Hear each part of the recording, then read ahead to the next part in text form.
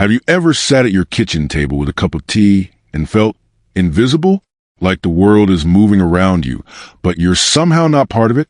That feeling, loneliness, may be more dangerous than we once believed. Today I'll walk you through the science and the human stories behind a strong, clear fact. Chronic loneliness and social isolation raise the risk of heart disease and stroke.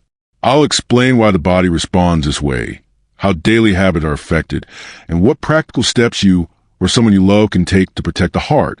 Starting this week. This is not medical doom.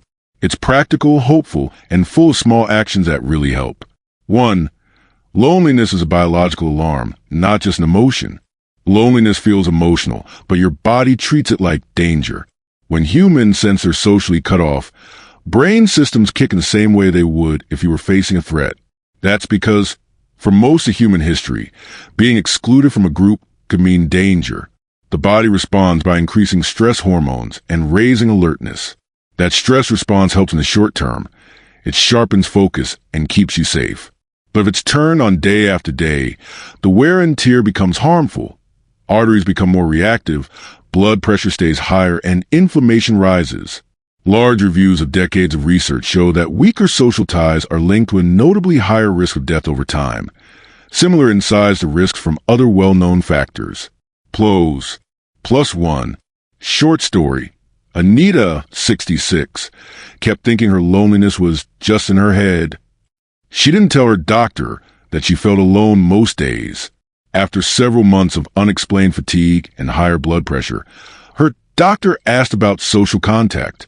When Anita joined a weekly sewing circle, she described sleeping better and her blood pressure eased, a sign that restoring connection can quiet that biological alarm. 2. Loneliness raises blood pressure and inflammation, direct pathways to heart disease. Research shows repeated feelings of loneliness predict gradual increases in systolic blood pressure over years. Chronic loneliness encourages a low-level inflammatory state, the same sort of inflammation that accelerates plaque buildup in arteries. Inflammation and high blood pressure together create the biological conditions that lead to heart attacks and strokes. PMC. +1. Short story. Margaret, 72, stopped attending a garden club after her husband died. Her routine changed. Fewer walks, more solitary meals. Over a year, her doctor saw markers of inflammation and creeping blood pressure elevation. When she rejoined a gentle walking group and began seeing a grief counselor, those markers improved.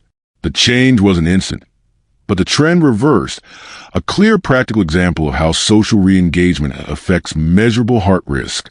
Practical detail for viewers. Ask your doctor to check inflammation markers, like CRP, and blood pressure trends over time, and tell them if you're feeling isolated. It matters. 3. Loneliness steals sleep, and poor sleep harms the heart. People who feel alone report shallower, more fragmented sleep. Our brains only relax into the deepest, most restorative sleep when we feel safe and connected. If you're tense and vigilant, your nights become restless. Over months and years, poor sleep raises blood pressure, worsens cholesterol, and interferes with the heart's ability to recover at night. PMC. +1. Short story. Robert, 69, found himself waking at 3 a.m. worrying. He'd lie awake, replaying old conversations, and feel disconnected. Over time, he noticed dizzy spells and tiredness during the day. When he started a nightly 10-minute phone call with his sister, the calls were simple, no therapy, just connection. Robert's sleep gradually became more restful, and his daytime energy improved. Simple practice. Before bed, reach out with a short voice call or a comforting message. Even 5 minutes of hearing a familiar voice can calm the nervous system and help your sleep. 4. Loneliness quietly reshapes everyday habits. The slow drift toward risk. Loneliness doesn't only change feelings, it changes choices. When connection fades, people often eat less nutritiously, exercise less, skip appointments, and sometimes forget medications. Those small choices accumulate into real heart risk. Short story. George, 68, used to take long walks with his wife. After she passed, he stopped. He ate isolated microwave meals, canceled medical appointments, and social withdrawal became a pattern. A year later, his cardiologist noted worsening cholesterol and reduced fitness. A neighbor's invitation to a short weekly walk was a hinge that moved him back. Within months, his stamina and labs improved. Practical nudge. Set small, social anchors into your calendar. A weekly bridge game, a walking buddy, or a regular coffee with a friend. Make the social activity part of a healthy routine, not a luxury. 5. Connection itself protects the heart. Even small acts count. The good news. Social connection composes one of the most powerful, low-cost protections for long-term health. Studies show that people with strong social ties have significantly better survival over time than people without them. Connection lowers stress hormones and raises oxytocin, the hormone that helps us bond and feel safe, which calms the heart and reduces risk. Close. +1. Short story.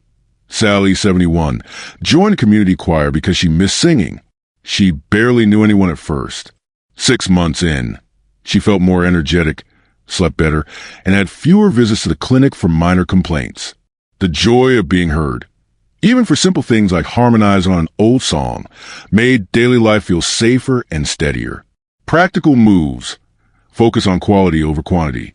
A few trustworthy, meaningful interactions beat dozens of superficial contacts. Aim for voice calls, shared activities, and places where you can be seen and heard. 6. Technology can bridge gaps with intention and limits. Technology is a tool, not a cure. Video visits and online groups can reconnect isolated people, especially when mobility or distance is an issue. But passive scrolling through feeds can increase loneliness if it replaces real interactions. Short story.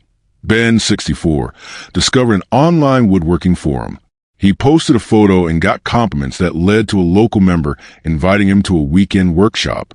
That in-person meeting turned into a weekly group.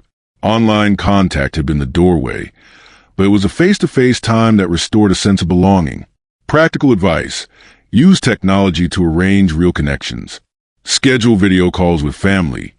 Join interest-based online groups that meet in person sometimes, and avoid long passive social media sessions that leave you feeling worse. 7.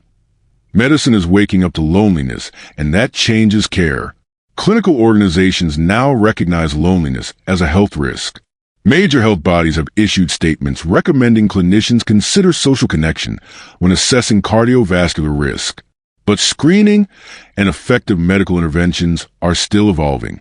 That means communities, families, and individuals play a huge role, often more immediate than medical fixes. PubMed. +1. Short story. Dr. Evans, a family physician, began asking a simple screening question for older patients. How often do you have someone to talk to about important matters? If the answer suggested isolation, he connected patients with local community programs, volunteer coordinators, and social prescribing resources. Patients reported better mood, and some saw improved vital signs over time. Practical steps for viewers. If you're a patient, tell your clinician if you feel lonely. Ask about community resources, counseling, and local groups. If you're a caregiver, notice changes, missed appointments, skip meds, isolation, and bring them up with the care team. If you're a friend, small invitations matter. A single monthly invite can change a life. 8. How to start reconnecting. A simple 6-step plan you can use this week. 1 small contact per day. A 2-minute call, a text with a voice note, or waving to a neighbor. Anchor a weekly activity. A class, church group, library talk, or walking group. Something predictable. Use your strengths. Teach, fix, listen. Volunteer roles that match your skills are the most rewarding. Mix tech and real life. Schedule a weekly video chat and once a month in-person meetup. Be a habit architect. Put social events on your calendar, like doctor appointments. Talk to your doctor. Ask for support, community referrals, or counseling if loneliness feels heavy. Short story. Evelyn made a habit of Thursday tea, calling her niece at the same time every week. That small ritual steadied her week and became part of her health routine. She told her doctor the calls helped her keep moving and motivated to cook healthy meals. 9. When loneliness needs extra help, signs it's time to seek professional support. Loneliness is common, but sometimes it coexists with depression, anxiety, or serious medical problems. Seek help if you've lost interest in daily life for weeks. You're sleeping much more or much less. You've stopped taking medications or keeping medical appointments. You have frequent thoughts of hopelessness. A counselor, social worker, or doctor can help with structured therapies, community referrals, or group programs that reduce isolation and improve heart outcomes. If you watched this far, thank you. It means you care about your health or someone else's. Here are 3 simple things you can do right now. Call one person on your list, sign up for one local activity this month, and mention loneliness to your next doctor visit. Please share in the comments what surprised you most. What's one small step you'll take this week to reconnect? Your comment could be the spark someone else needs.